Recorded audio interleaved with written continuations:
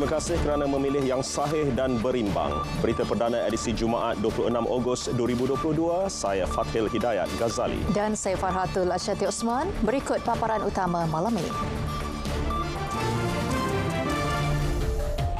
Bajet 2023 akan dibentang 7 Oktober, 3 minggu lebih awal daripada jadual asal.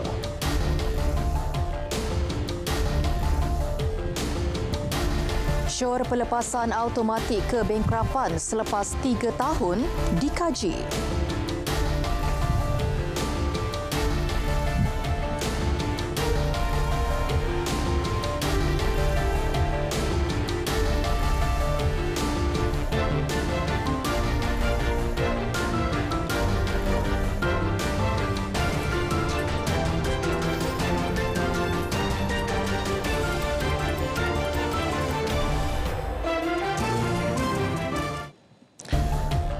Assalamualaikum, salam keluarga Malaysia.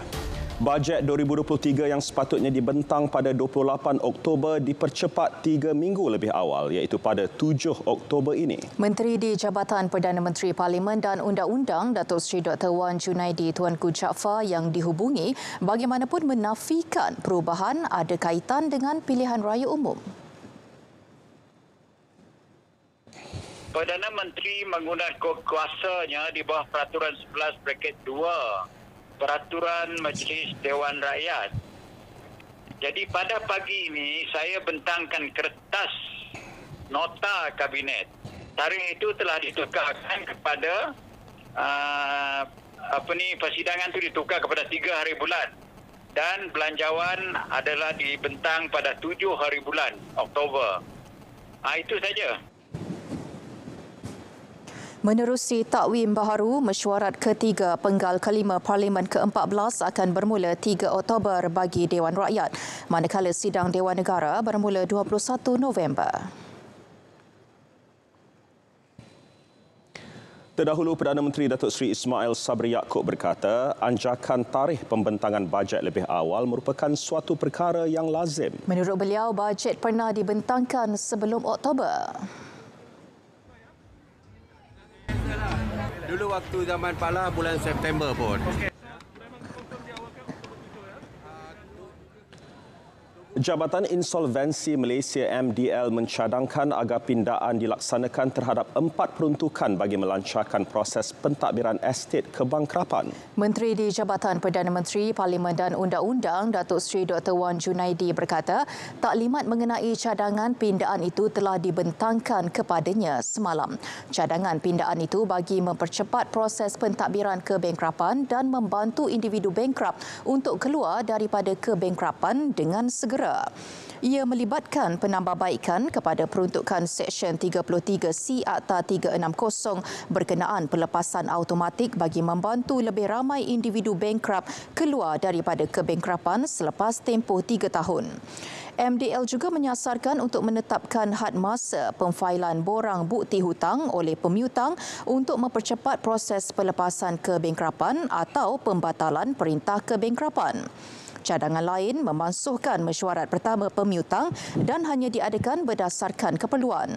Selain itu, menambah penggunaan baharu berkenaan teknologi komunikasi jarak jauh dalam urusan pentadbiran kebangkrapan. Beberapa libat urus dicadangkan dengan pemegang taruh, khususnya Kementerian Keuangan, sebelum cadangan itu dimuktamadkan dan dibawa ke Jemaah Menteri melalui Memorandum Jemaah Menteri. Susulan ambang keberhutangan ditingkatkan kepada RM100,000. Statistik kes kebangkrapan berdaftar menunjukkan polar penurunan dengan 12,051 kes pada 2019, 8,351 kes pada 2020, 6,554 kes bagi 2021 dan 3,604 kes pada 2022 setakat Julai. Kementerian Pertanian dan Industri Makanan MAFI yakin sasaran jualan RM7 juta menerusi Malaysia Fest 2022 di Singapura dapat direalisasikan berdasarkan pencapaian hari pertama semalam yang memperoleh RM1.53 juta. Ya, Timbalan Menterinya Datuk Seri Ahmad Hamzah berkata pencapaian itu mengatasi hari pertama penganjurannya pada 2019 iaitu RM1.3 juta. Ia disertai 220 penggiat industri makanan, kosmetik dan fashion dari pelbagai negeri. Antaranya Sabah, Sarawak, Selangor, Melaka dan Negeri Sembilan. Antara tarikan utama kali ini ialah produk segar tempatan termasuk petai, buah-buahan dan produk hiliran sampingan seperti amplang dan kek lapis Sarawak. Menjalin kerjasama yang begitu erat di antara Malaysia dan Singapura, kita akan memperkukuhkan lagi jaringan kita. Bahkan Expo pada kali ini kita mahu melihat supaya kita dapat memperkenalkan dan membuat jaringan baru kepada banyak daripada syarikat-syarikat yang cukup berminat untuk memasarkan produk-produk pertanian keluaran daripada Malaysia.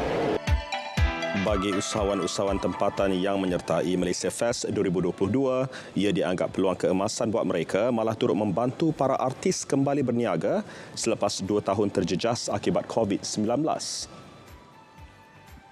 Terima kasih kepada penganjur memberi peluang kepada semua peniaga-peniagawati, usahawan-usahawan wanita untuk memberikan mempamerkan produk mereka, menjual produk mereka yang terbaik. So mereka membuka laluan, membuka rezeki kepada semua usahawan daripada Malaysia. Kita nampak at least ni adalah sebagai momentum untuk kita pulih balik ekonomi kita, untuk kita menaikkan semula kita punya jualan dan sebagainya. Sebenarnya saya memang tengah looking forward, instead of kita supply dekat orang Malaysia, kita mencari juga peluang-peluang perniagaan yang boleh kita supply ke luar negara.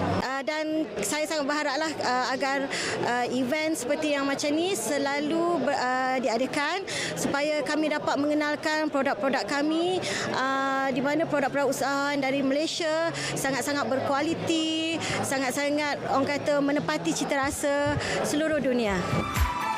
Penganjuran program kali ini merupakan edisi kelima dan setakat semalam 20,000 pengunjung direkodkan hadir memeriahkan Malaysia Fest 2022.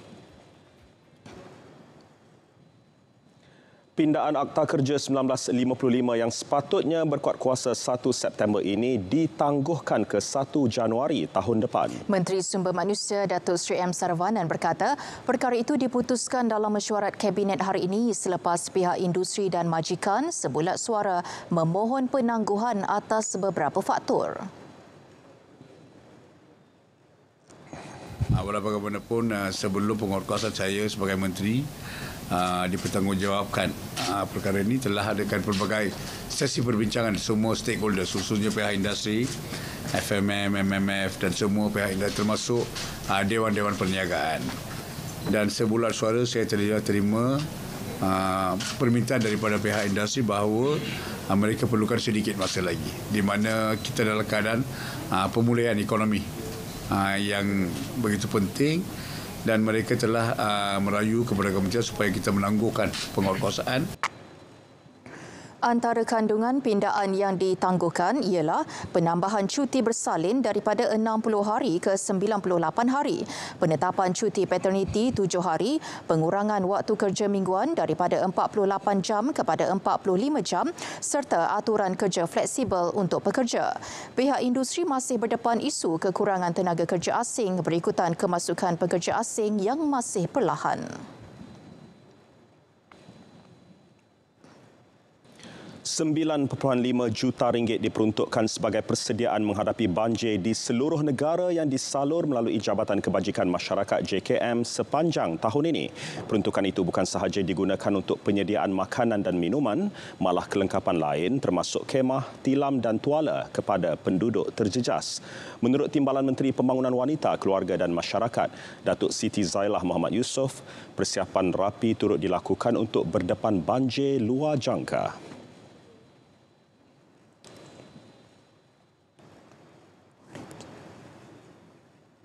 Negeri-negeri yang tidak berisiko banjir pun sekarang dah terdedah dengan banjir. Mungkin kita akan pertimbangkan juga dengan termasuk juga teknologi terbaru. Mungkin sebab itu juga satu keperluan ketika banjir, sebab kadang-kadang apabila berlaku banjir secara mendadak, kita tak sempat menyediakan barang mentah dan sebagainya. Jadi pengalaman yang lalu itulah mungkin kita ambil bagaimana untuk bersiap. Beliau ditemui media selepas menyempurnakan Festival Pasir Mas Jupo Mato Keluarga Malaysia di dataran Bandar Baru Pasir Mas. Mengulas lanjut, Datuk Siti Zailah berkata lebih 7,000 kaki tangan JKM di seluruh negara bersama agensi berkaitan serta sukarelawan sentiasa berjaga-jaga untuk berdepan sebarang kemungkinan jika berlaku banjir.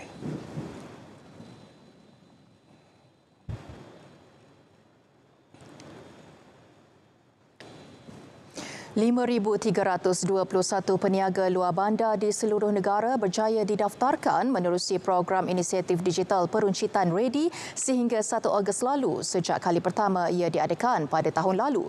Ketua Penolong Pengarah Kanan KPDN HEP Dr. Syahrudin Shah Muhammad Noor berkata program Ready bertepatan dengan dasar kementerian bagi memastikan peniaga kecil tidak terus ketinggalan dalam arus perdana.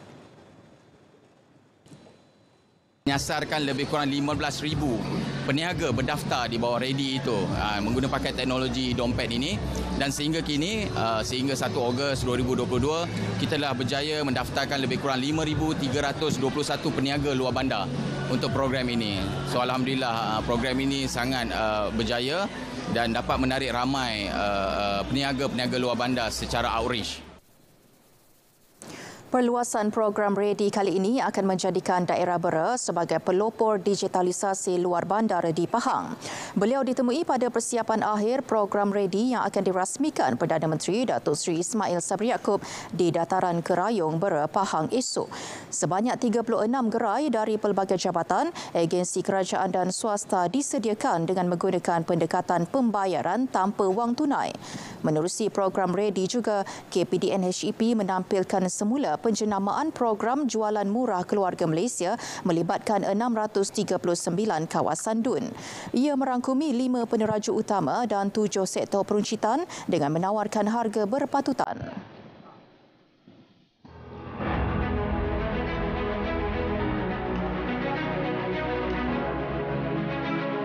Kejayaan negara pada hari ini adalah hasil muafakat serta usaha perjuangan kita secara berterusan bagi melihat sebuah negara bangsa yang berdaulat, sejahtera dan maju.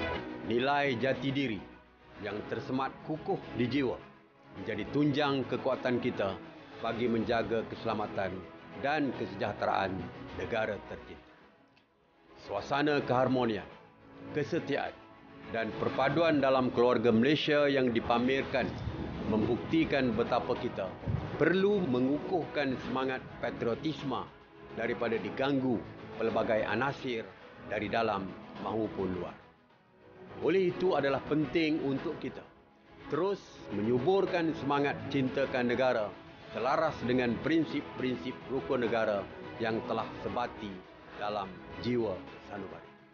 Hormatilah prinsip yang berjaya menyatu padukan kita semua sebagai sebuah keluarga untuk saling bantu-membantu dan melindungi antara satu sama lain.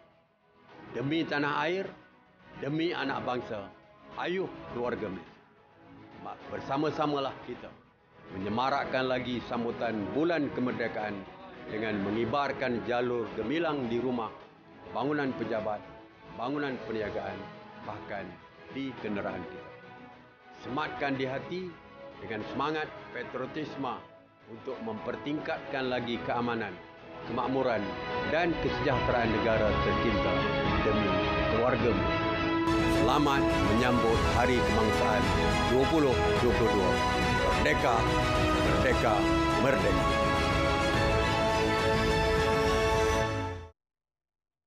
Hari Kemerdekaan yang ke-65 tahun. Semoga Malaysia bebas daripada ancaman. Assalamualaikum dan salam sejahtera. Kami dari 69 Komando Pasukan Gerakan Khas Polis Diraja Malaysia mengucapkan selamat menyambut Hari Kemerdekaan yang ke-65 tahun 2022. Semoga Malaysia terus maju jaya, sejahtera dan merdeka. Merdeka! Merdeka! Merdeka!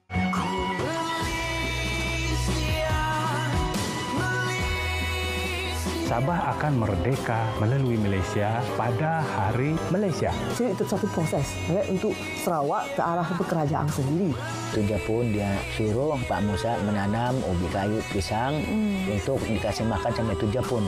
Di tempat ini lah tempat diorang timbak menimbak semasa pemberontakan pada tahun 1960.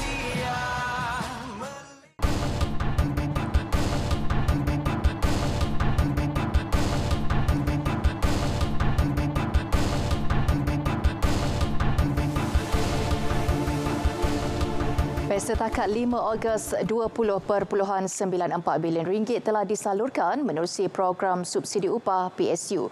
Keseluruhannya, inisiatif itu telah memanfaatkan 357,948 majikan bagi tujuan penggajian 2.96 juta pekerja tempatan. Menerusi laporan keuangan rakyat ke-108, Menteri Keuangan Tengku Datuk Seri Zafrul Tengku Abdul Aziz berkata, PSU berjaya mengurangkan kadar pengangguran dalam kalangan pekerja tempatan. Daripada jumlah tersebut, 12.95 bilion ringgit diluluskan di bawah pakej ransangan ekonomi Prihatin Rakyat Prihatin dan Pelanjana Semula Ekonomi Negara Penjana. 1.40 bilion ringgit lagi disalurkan menerusi PSU 2.0 pakej Kita Prihatin, manakala 3.77 bilion ringgit lagi di bawah PSU 3.0 menerusi Belanjawan 2021. Menerusi pakej Perlindungan Rakyat dan Pemulihan Ekonomi Pemulih, 2.57 bilion ringgit diluluskan memanfaatkan 1.53 pekerja. PSU 5.0 di bawah bajet 2022 membabitkan 219.65 juta ringgit pula memanfaatkan lebih 8,000 majikan dan 123,759 pekerja.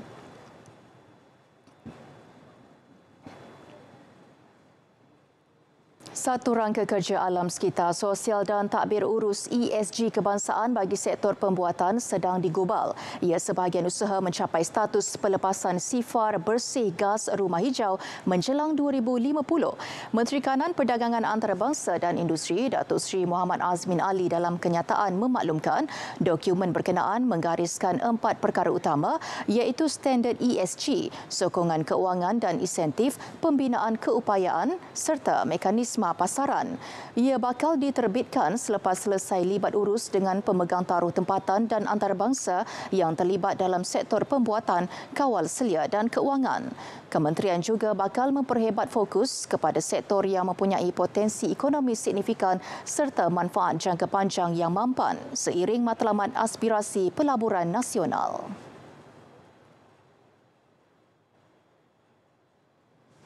2.3 bilion ringgit jumlah pelaburan direkodkan daripada 29 projek pembuatan di Terengganu sejak Jun 2017. Lebih separuh daripadanya adalah sumber asing dengan nilai 1.27 bilion ringgit. In the case of Terengganu, for example, I think greater emphasis will be given to attract multinational corporations into Terengganu. For domestic companies, of course, MIDA also have a lot of facilities and support that we provide for domestic companies to further grow. Beliau turut menyarankan syarikat tempatan melabur dalam bidang automasi dan pendigitalan. Siva Surya Murti berkata demikian dalam MIDA Invest Series Terengganu di Ibu Negara.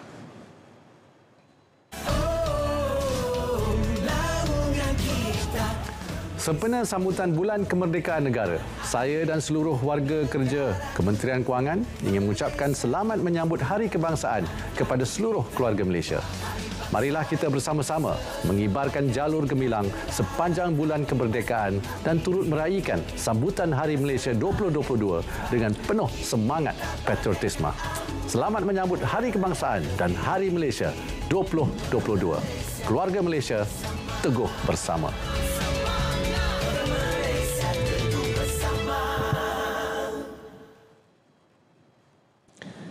Semangat cinta kepada negara perlu dipupuk dari peringkat sekolah lagi. Ini kerana majunya sesebuah negara berasaskan pendidikan yang padu dan menyeluruh. Ya, wartawan Maiza Musa Al-Bakri yang berpeluang meraikan Perhimpunan Merdeka bersama-sama pelajar Cempaka International School ada laporannya.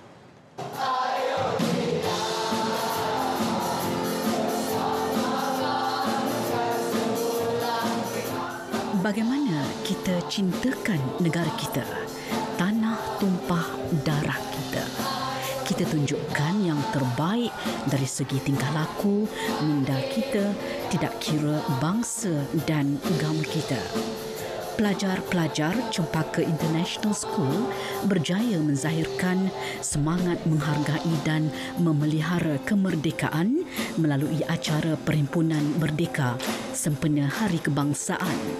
Ia bukan sahaja memupuk semangat sayangkan negara, malah mengeratkan hubungan antara pelajar dan guru untuk saling bekerjasama dalam menjayakan acara tersebut. Turut menyantuni acara yang sungguh bermakna ini, pengasas Cempaka International School, Datuk Frida Datuk Pilus dan Pengetua Kanan Puan Aimi Masdiana Mukhtar. Tapi yang lebih bermakna adalah untuk menunjukkan bagaimana kita ni seorang Malaysia adalah orang yang terbaik. Terbaik dalam semua hal, ya, dalam budi pekerti, tingkah laku dan juga minda kita. Sebagai sebuah keluarga yang besar, memupuk semangat perpaduan itu sangat penting. Ini penting, ya, sebab negara kita ni berbilang kaum. Jadi perasaan perpaduan, tolong-menolong tu, bergotong royong tu mesti disemat dalam pada sanubari kita, ya. Majlis dimeriahkan dengan persembahan nyanyian lagu patriotik, deklamasi sajak dan tarian gabungan pelbagai etnik di Malaysia. Merdeka! Merdeka! Merdeka! Walaupun kita dari latar belakang yang berbeza, kita terdiri daripada pelbagai budaya dan dialek. Selamat Hari Kebangsaan, kita semua keluarga Malaysia. Maiza Musa Al-Bakri, RTM.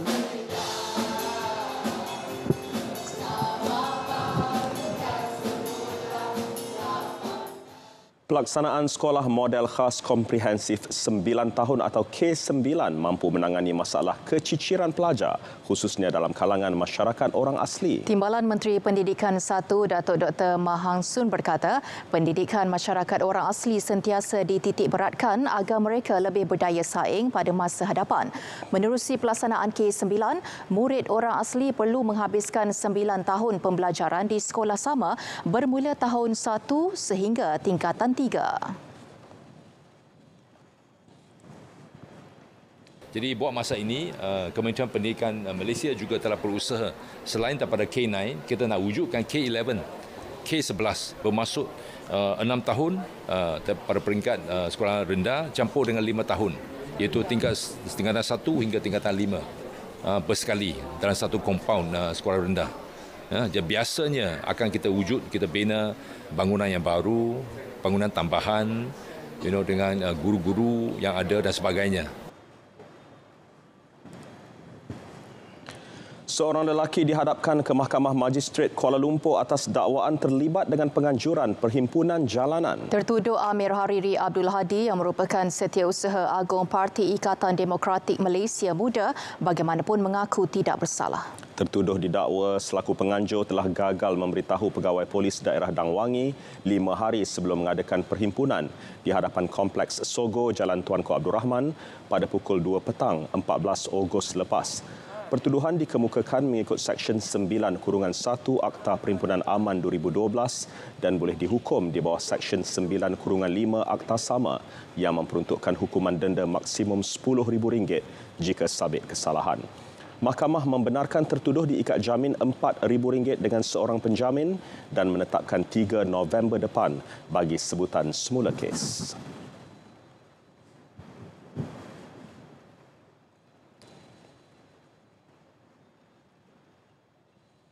Ada berita gembira untuk seluruh rakyat Malaysia, khususnya peminat badminton. Ya, laporan penuh bersama Azam Husin. Silakan Azam. Erensia Sohuyi mara ke separuh akhir kejohanan dunia.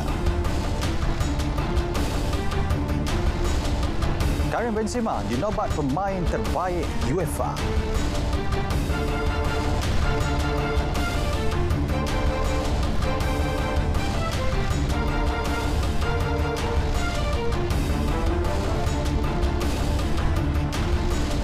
Baik, terima kasih Fatil dan Fahatul. Assalamualaikum dan salam sukan untuk semua. Kita mulakan dengan kejuaraan badminton dunia di Tokyo, Jepun. Cabaran Malaysia ke separuh akhir kini hanya digalas beregu lelaki utama negara, Erensia Sohuyi. Manakala dua beregu campuran Tan Kian Meng, Lai Peijing dan Goh Sun Huat, Shaven Gemilai terkandas di pusingan suku akhir. Perjuangan kem negara boleh disifatkan sebagai masih bernyawa selepas gandingan Aaron dan Wu Yi menjadi wakil tunggal negara ke separuh akhir. Penentang wakil Korea Selatan Choi Sol-gyu, Seo Seung-ji, mereka diberi tentangan agak sengit sebelum menang 21-18. Enggan mengheret perlawanan ke set penentuan, Aaron Wu Yi tampil dengan aksi lebih meyakinkan di set kedua. Pilihan ke-6 itu berjaya mempamerkan permainan pantas dan pukulan-pukulan yang kerap mengelirukan lawan untuk menang 21-16. Menanti mereka di separuh akhir adalah wakil India Sarwik Saraj Rankireddy dan Chirag Shetty.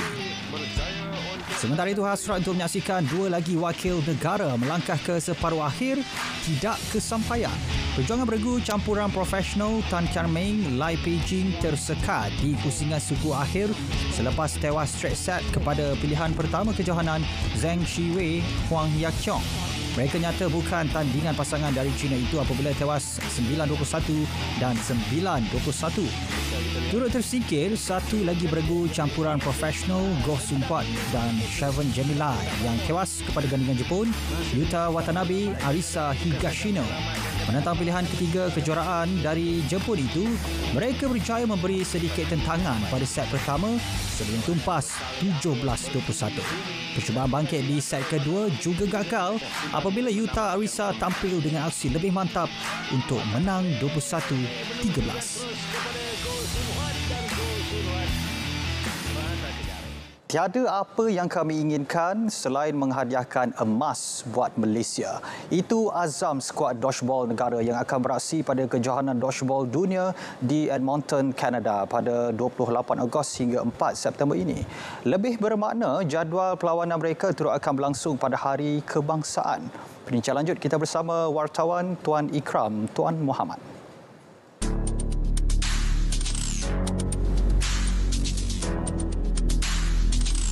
It will be satu lagi kegemilangan kepada seluruh negara dan keluarga Malaysia setelah pencapaian kita di Commonwealth.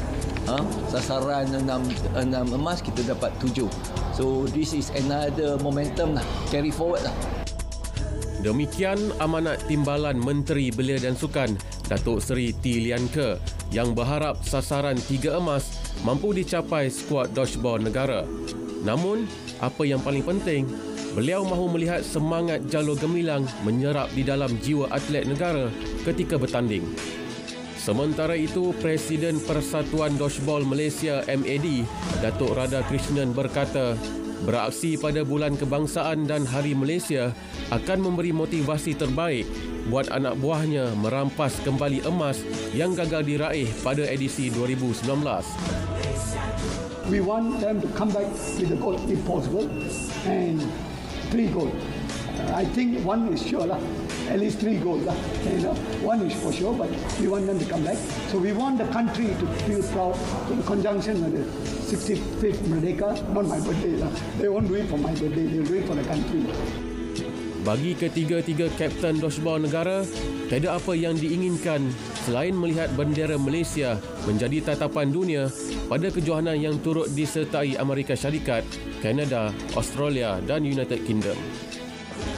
I think it will hit different because the opening ceremony will be on 31st of August. Yeah, so I think when the anthem is played, then we will really feel that we want to get this for our country.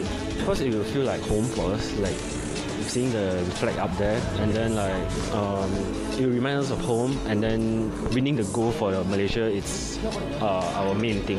I'll have the thoughts and hearts of the Malaysians in mind when I walk onto the court, and I'll make sure that my entire team carries the Malaysian flag very, very proudly. Definitely there's going to be a lot of pride. Patriotism is one, right? Definitely when you hear your national anthem being played after winning a tournament, you feel the amount of pride money cannot buy. So it's very hard to put into words.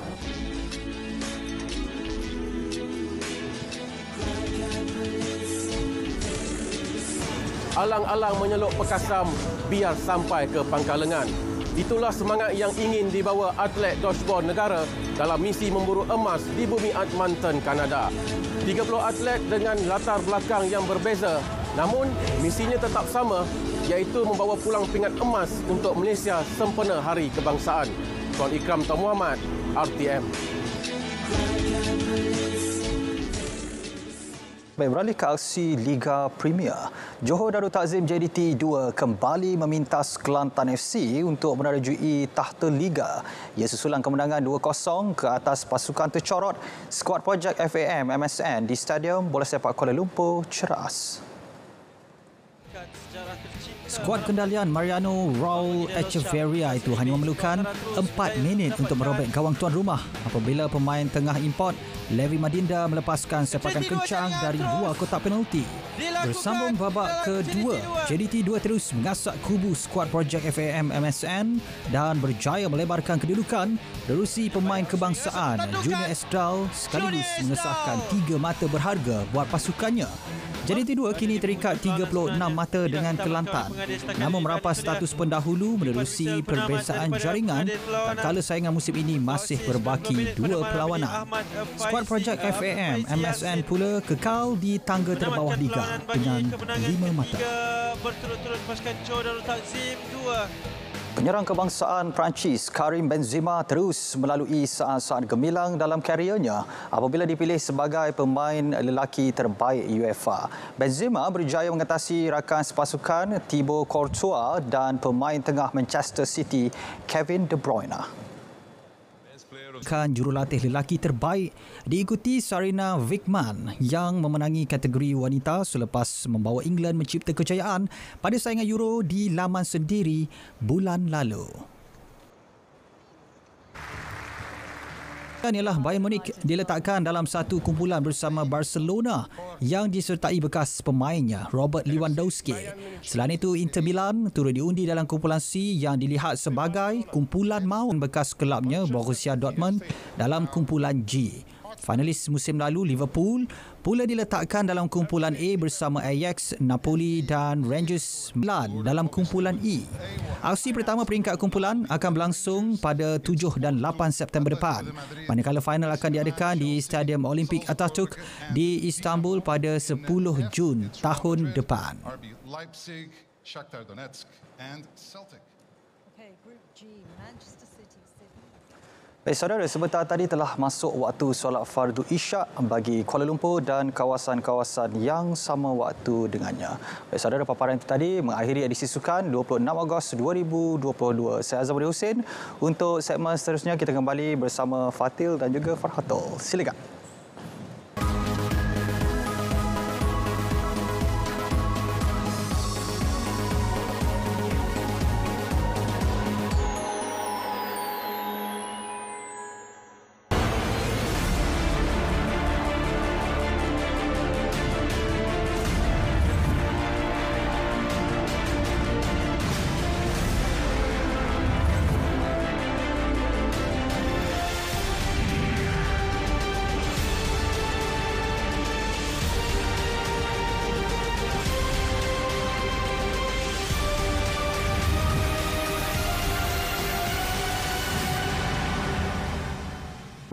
Perkhidmatan perubatan di seluruh negara memerlukan 2,000 beg darah setiap hari. Mengikut tinjauan, hanya 2.5% penduduk Malaysia mendermakan darah. Bagi setiap beg darah yang diperolehi, ia mampu menyelamatkan 3 nyawa. Kami perlukan darah anda. Jom derma darah.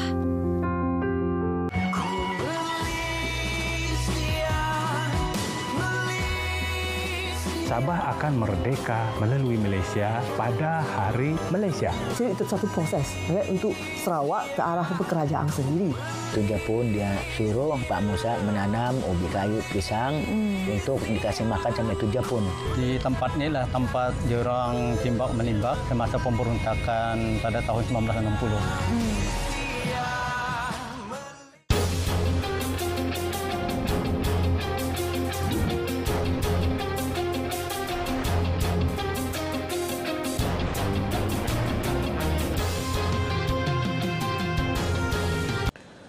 Nampaknya pertemuan kita dalam berita perdana edisi Jumaat 26 Ogos 2022 berakhir di sini. Dapatkan perkembangan yang sahih sepanjang masa melalui portal berita.rtm.gov.my. Ya, semarakkan sambutan Bulan Kebangsaan dan marilah kita sama-sama kibarkan jalur gemilang. Dengan itu, Assalamualaikum. Salam untuk seluruh keluarga Malaysia.